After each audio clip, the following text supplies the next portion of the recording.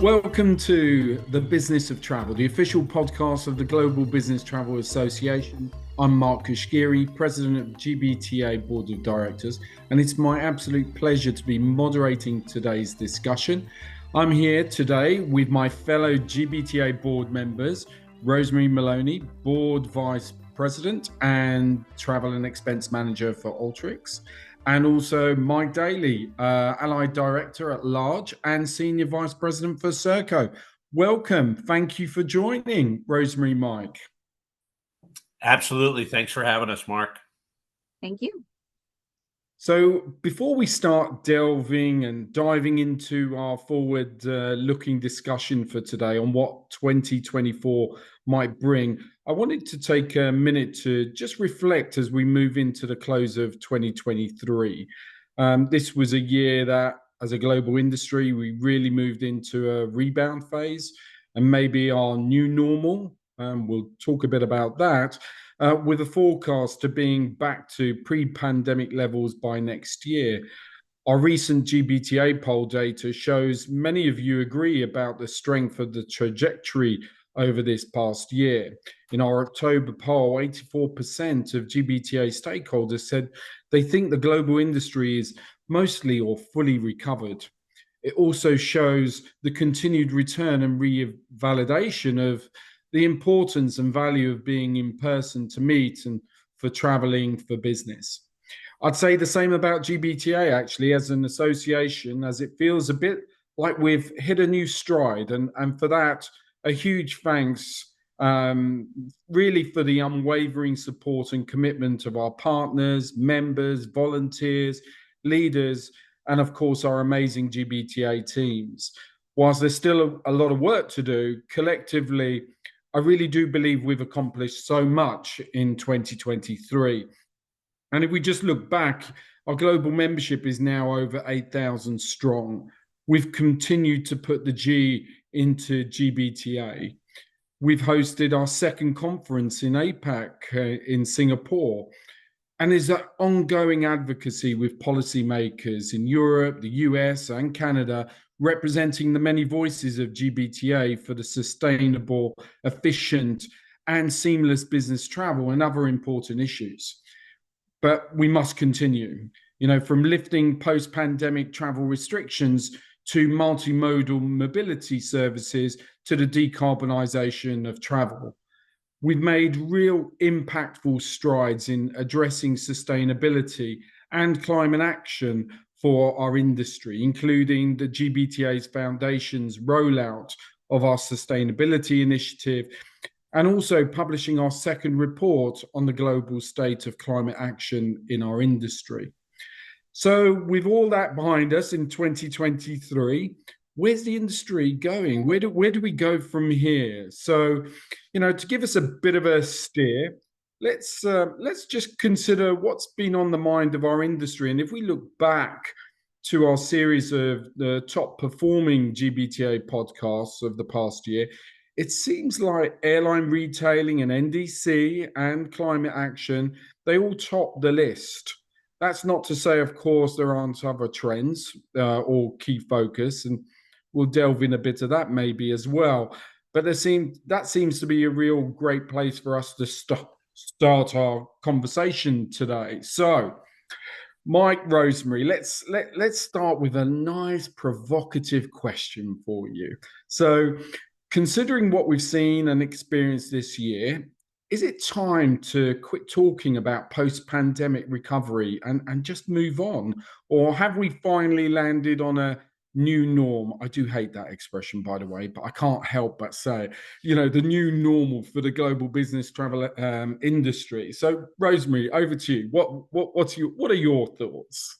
Well, I agree with you on the new normal being like one of the worst phrases ever. Is there ever such thing as normal? I think our industry is constantly changing. And I think to go back to the original question, is it time to quit talking about post-pandemic? I kind of feel like it is, mostly because I'm so sick of everyone comparing everything to 2019. Who decided that 2019 was the right number, was the right where we were supposed to be? I know it was easier at first to be like, all right, well, 2020, we're going to look back at, our pre-pandemic year. But now it's like, okay, it's time to move past 2019. Like it's it's almost God, 5 years ago. I know you can't believe that actually. That's That scary. it's frightening to think that. But it is almost 5 years ago. So like let's just put it in the box. Let's put it, top the closet. It's there for when we need to look back. But I think it's time to really look forward and kind of see what our next iterations are rather than being like, this is what we were doing in 2019. So this is what we need to get back to. Yeah. Mike, your views? I What do you- definitely agree. The pandemic is like The Sopranos. It's over. It's time Get to over move it. on. Get over it. It ended. So I personally think we have recovered, but I can also respect that recovery can be defined differently and mean different things to different people. For example, as Rosemary just alluded to, many think that recovery has to be, I guess, compared to 2019 volumes. But I disagree. As again, Rosemary mentioned, we're heading into 2024, and our collective priorities are unique to the here and now, whether that's a new normal or that's normal or that's just the way it is. What we see moving forward in a pandemic-free world is what we're thinking about right now, and whatever that is, that's NDC, that's climate action, that could be analytics, that could be payments, that could be the future of expense. There's so many different things that we need to think about, right? And then on the not on the pandemic side, but you have armed conflicts in the world, you have economic worries. I think the pandemic and where we are in comparison to 2019 is the least of our worries, right? I think you're right, and I get frustrated as well when it's always benchmarking against 2019. I think for me, it's like it's a point in time, right? It's done, it's gone. It's about the now and it's about tomorrow, really, that I think everyone really wants to concentrate on and get their heads around. We are living in a different time, and there are different behaviors, and we're seeing the rise of technology. Going back, I don't know, other than the only purpose I think it serves is volumes, right? But again, the marketplace has changed and continues to change. So I think we're all on the same page. Let's close that book, right? Absolutely. Never may it open is what I say. Okay, good points. So, like it, for better or worse, depending on your view, and I'm going to use those three letters again. It frustrates me when I use them, but when you're looking at the adoption and implementation of NDC, and I've moved on now. I'm calling it modern retailing, because I've noted also that whenever you're at a conference or an event and you see NDC being propped up as a title, I think some of the frustrations I find from people as well. Oh, we're talking about NDC again. Actually, there's a huge value of modern retailing, and we'll discuss that. But it's do you think it's going to continue to be a significant consideration for 2024? Where do you think the industry needs to go next when it comes to NDC? Mike, let me hand over to you. Give me your thoughts. Yeah, I think it's absolutely going to be important, but I also agree that the term NDC is unknown once you get out of the corporate buyer, corporate supplier circle. So if you've talked to a traveler, they know how to spell NDC, but they're probably not going to know what it is. So we have to think of some better ways to describe what's happening out there. But coming from the tech side of the business, I think we need to embrace innovation much more than we are. It feels more like we're doing things for financial reasons versus innovation. So, and what I mean by that is we can't continually try to make new capabilities work with legacy systems. And I'm not picking on the GDS. I'm talking about I agree. Throughout the ecosystem. There's a lot of back office, mid office systems that we have to integrate with, and it makes it difficult. And I think we need to think more out of the box. We have to embrace modern technologies and think about how they're going to work with our preferred vendors in a much more efficient manner. As an example, you could have an online booking tool that has built a direct connect to a carrier and it works well. Yet now in this new age, you may be forced to do another integration that's more complex and at significantly greater cost.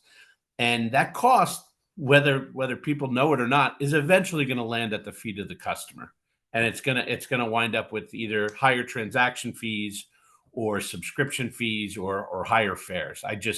That's usually the way these things work out. So I think we need to embrace innovation more and stop thinking about how to make things work with our infrastructure as it exists today and think about what the future could be. Yeah, so rather than, well, we've always done it that way, you can get dragged into that The new way. normal. It's the new normal. Well, yeah, absolutely. So it really is about, the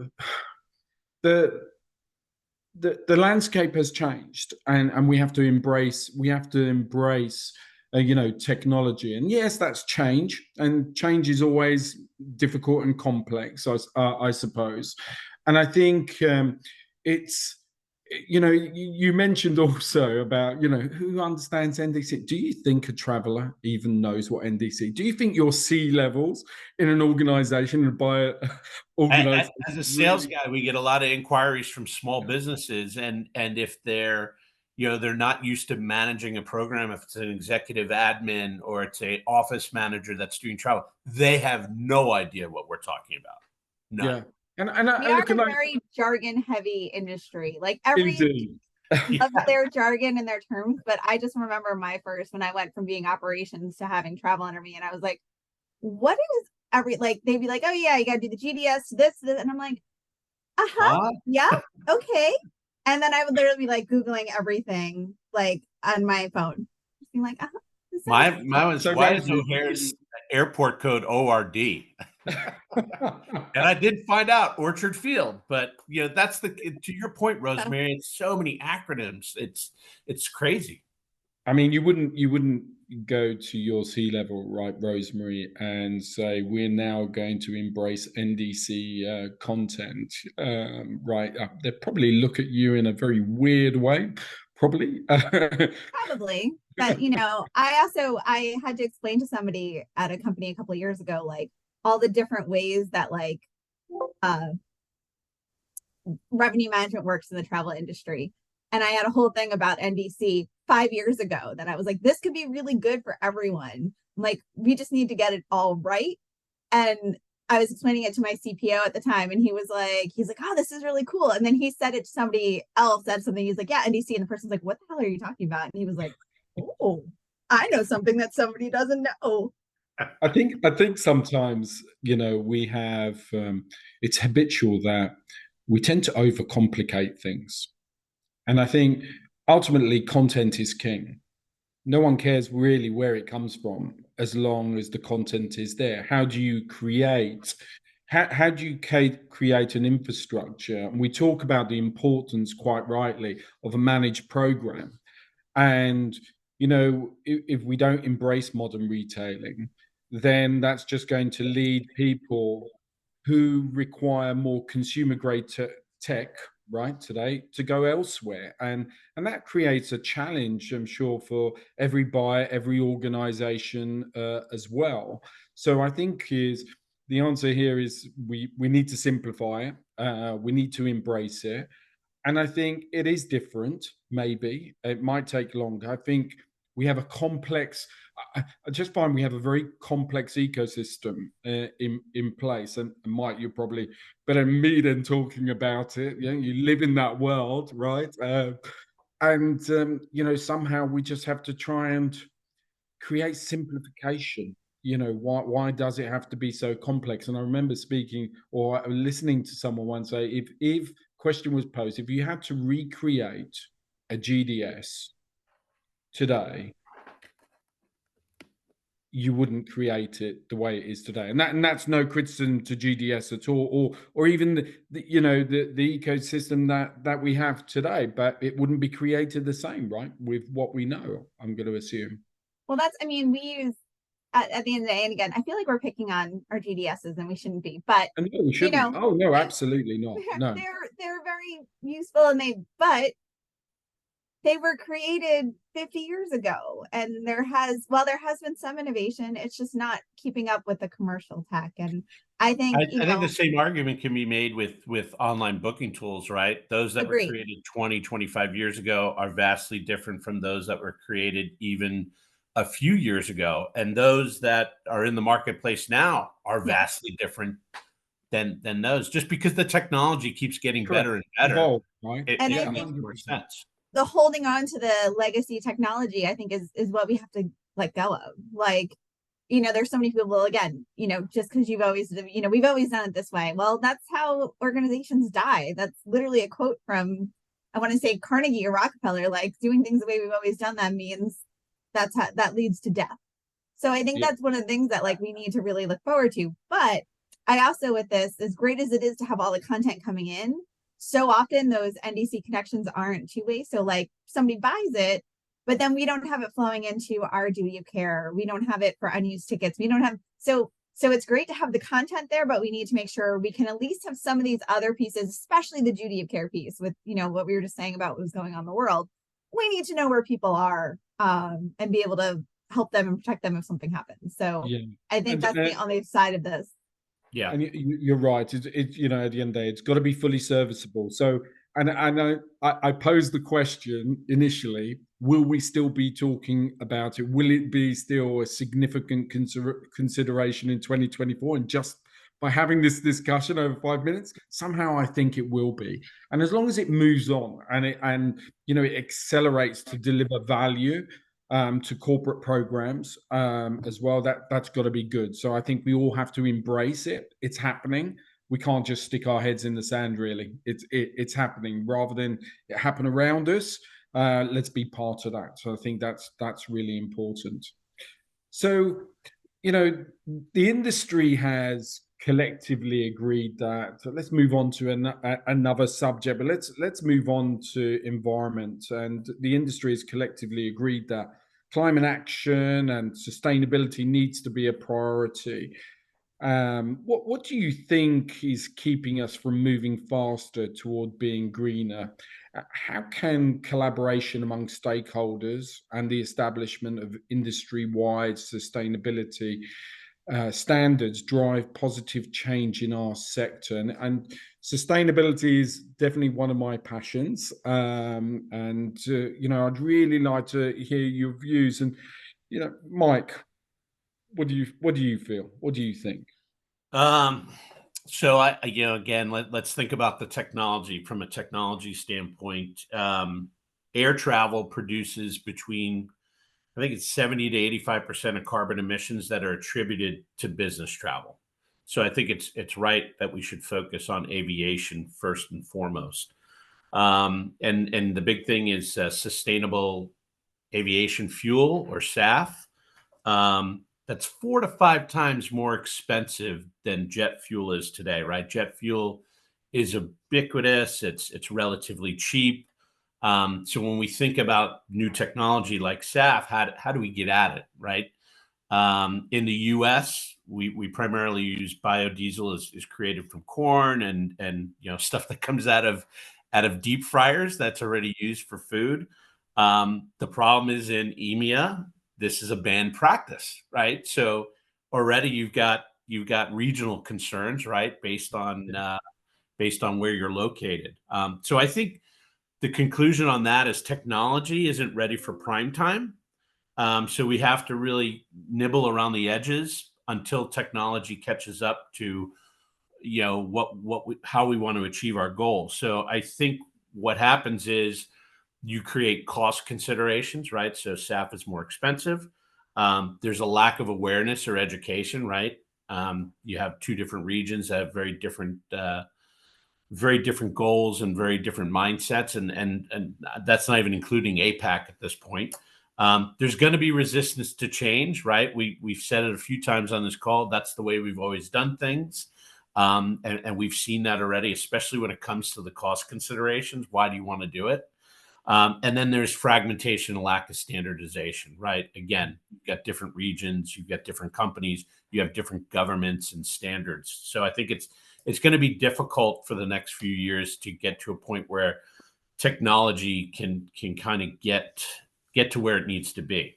Now, how does Because you have to think, because you have to think, you know, unless we have standards, let's say, technology is an enabler for nearly everything that we want to do.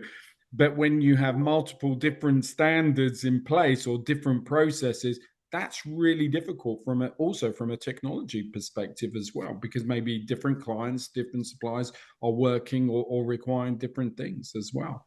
Yeah, and absolutely. And so I think that goes to your second point is it starts with collaboration, right? A shared responsibility across multiple organizations. I think it was Paul Abbott who said it at the GBTA convention in Orlando. So that was the end of 2020, the smaller 21. convention. 21, He yeah. said if you really boil it down, there's probably 50 organizations that represent 90% of the aviation industry. And what he meant by that was like airports and airlines and large travel management companies, like the main suppliers that could have an impact. So when you think about sustainability across the industry, it can seem daunting.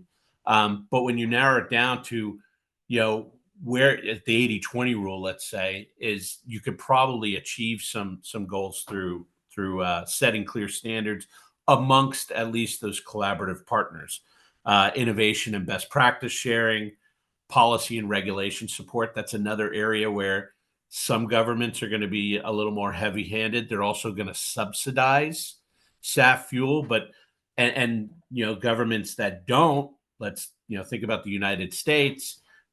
Ticket prices are going to have to go up, right? If you want to be greener and you don't have the technology to have greener hydrogen or other liquids that are comparable to jet fuel, you're going to have to find a way to pay for this. So again, let's go back to technology. Eventually, the cost will have to be incurred by somebody, Sure. and it's most likely by the end user.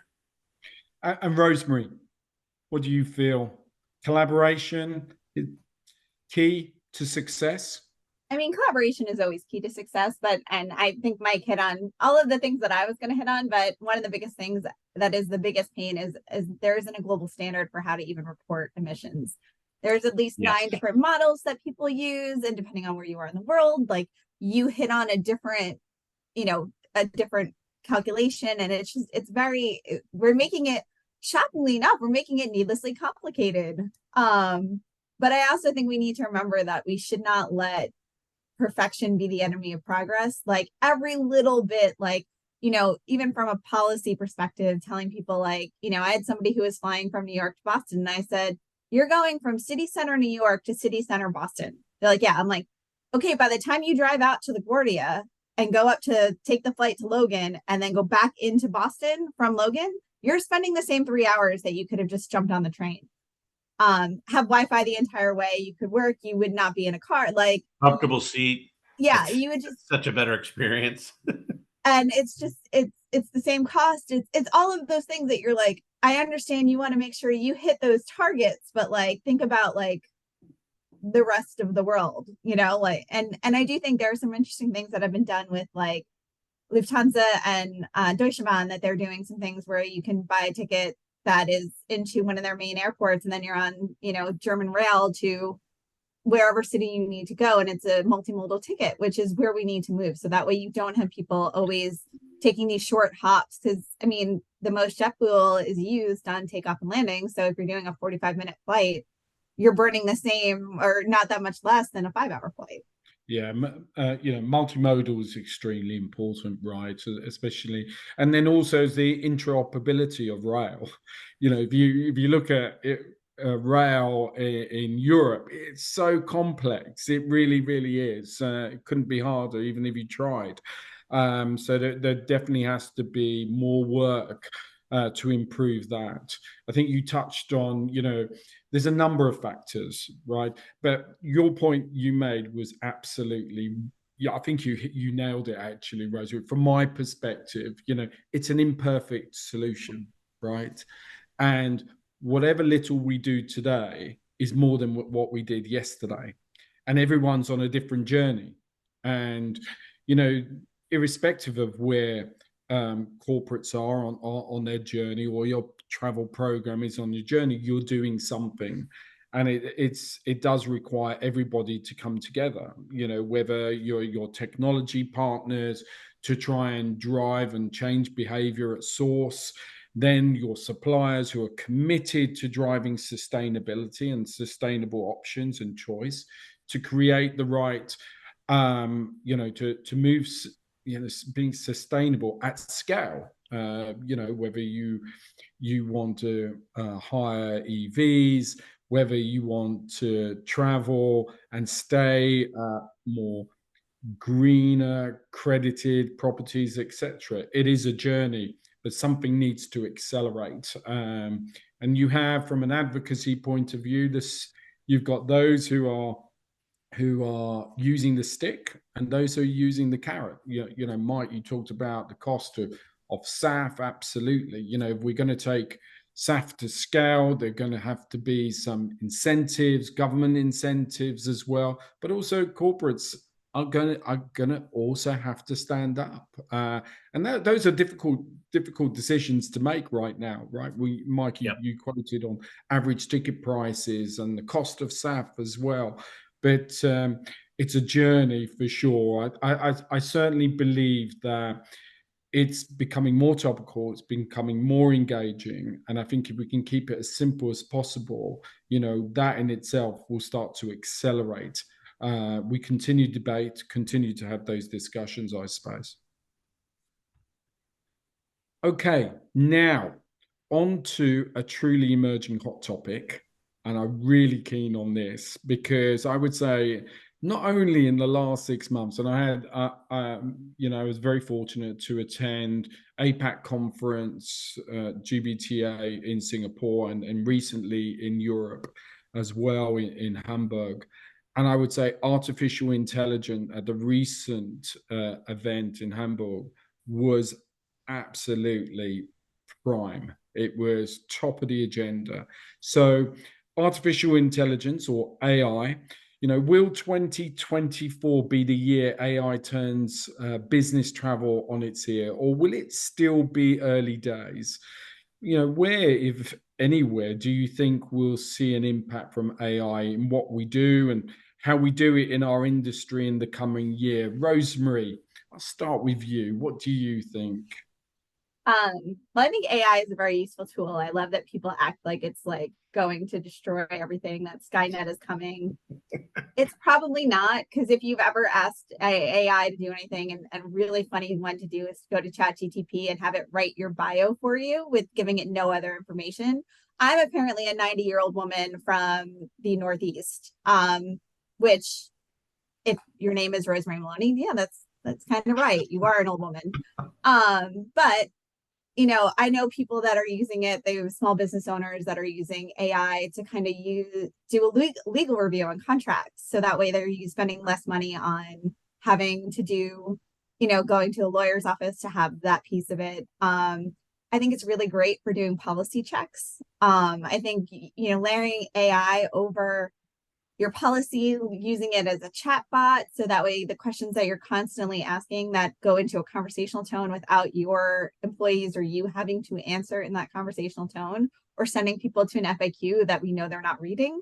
I think those are different ways that you can use AI and machine learning to really you know, accelerate your program. I do think these are things that we've been talking about for a long time, that I think just now, because it's in, you know, it's on everyone's mind, it's becoming more, you know, bigger. And I think there's, again, that piece of fear, like, we've always done it this way, we've always done it that way. Well, it's time to look at a new way to do it. And I think that pulls it in. Do you think, Rosemary, I totally agree with you. And I was sort of trying to put an analogy together with NDC. Is AI going to be the next NDC that we talk in 15 years time and it's still not embraced? I personally, I don't think so, but Rosemary? I don't think so. I think we're going to move in and start using it, because I think there's less infrastructure that needs to be done with AI. I mean, even though it's not just directly out of the box, you use it, but it's, again, it's great tools. And like, even using like at Alteryx, we have a generative AI engine that you can ask a question to of your data and be like, what's, what would be the prime, ATP for this or something like that, that you can ask that of your data and it can pull it for you. Now, again, things are still, it has to learn. So that's the other side of this is you're still putting all the information in the back end. It's not just like this like magic wand, but I think it is a great tool. And I think people have to stop thinking that it's going to be the Terminator coming in to, and everything. Absolutely. Mike, I've heard you talk about AI previously. So come on, what are your views? Yeah, I think to Rosemary's point and your point as well, that it's much different than NDC in that it's in your face every day in the news. Kids are using it to write papers. Julia Louis-Dreyfus wrote a speech, I think, at an awards dinner with ChatGPT. It's everywhere. So it's not like NDC where there's a select few that know what it is or care to know what it is. AI is everywhere. That being said, I think it's like recovery. I think AI comes in many different flavors. And specifically in our industry, I mean, I think there's been versions of AI that have been in use for years, like schedule planning, route planning, scheduling crews, operations for research and data science with the aviation space. So there is some elements there that we may not even realize it's already impacting. But where do I see it having the greatest impact is when you think about travel. It's a hyper personalized experience, and I think generative AI will be super important in generating a better personalized experience. I think it'll help with predictive analytics. I think it can help with customer service and chatbots, expense management, risk management, payment selection. I think some of these will start to actually roll out in 2024. I think it'll be more prevalent, though, over the next 36 to 48 months versus in just the next 12. But it's here. It's not going away. It's everywhere in our everyday lives. But you think about things like filling out the boxes in an online booking tool that's time consuming and error prone because it's human interactions. Think about AI. Maybe you're interacting with your voice. Hey, I need to go to Boston from New York. What's the best way to get there? And it coming back to you with options in the medium that you prefer, whether you want it to talk back to you or you want to fill out, a search engine so you can do some shopping, right? And it comes back and says, Amtrak is $300 for business class, city center to city center. This particular airline is also $300, but an Uber from Manhattan to LaGuardia is over $100 right now. And then even in Boston, it's about $50 from Logan to downtown. So I think that in the shopping process and the user experience, you're going to see it used more and more, and it's going to be exponential in terms of its consumption. Yeah, I agree. I think we're also starting to see moving away from just the theoretical to practical solutions. We're hearing of some solutions where AI is delivering already solutions and value. And, why would if AI can create more efficient processes, my firm belief is that actually it makes you more efficient because you can concentrate on other areas where you can utilize your time far more effectively. So I think that's definitely one to watch and accelerate. I totally agree. Okay, so look, final question for you, because I know we're going to be running out of time, or we are running out of time. So question for you both. So it's 12 months from now, and 24 is coming to a close. If you were to paint a picture of 2024 in just a few words, what would the industry look like a year from now? Mike. So I think you will see business travel embrace sustainable tech, as we talked about, kind of nibble around the edges, see what's possible with the solutions that we have already or the technology platforms that we have already. I think there's got to be a prioritization of remote collaboration right? I believe we're all sitting on our home offices right now doing this podcast, and this works well. I think a lot of companies struggle with that, that were more, had employees coming into the office. And now that you're remote, do you fly into the office? Is that expense covered? I think that's something that companies will wrestle with over the next 12 months. AI-driven experiences for safer journeys throughout the trip cycle, right? A lot more, I would say, benefit to the user and personalizing those experiences. So definitely more technology. I think the most visible change will be on the generative AI side, as we discussed. But that being said, I don't think that middle seats will stink less a year from now. I think they'll still stink. Can we figure something out there? And what happened to bathtubs in hotel rooms? I'm like a Roman senator. I like to take a bath once in a while. And every hotel I stay in is shower only. Yeah, so I'd like to see that change if somebody's listening out there. But yeah, definitely more technology. I think we're on the right path. I think 2024 is going to, knock on wood, is going to be a great year for everybody, and we're going to see a lot of advancement. So, Rosemary, bath or shower? I'm usually more of a shower person, especially in a hotel room, because oddly enough, I'm like insanely clean because I don't want to sit down and no. So 2024. I'm thinking more like, more modern rather than Roman senators to kind of, you get into a hotel that you book through AI or some sort of easy way to go through it, and then take a shower and then head off to meetings with your company. No. I think Mike hit on a lot of what I also see for next year, that, people are still trying to figure out, again, we've been doing this now for 3-4 years. The combination of work from home and work from office, and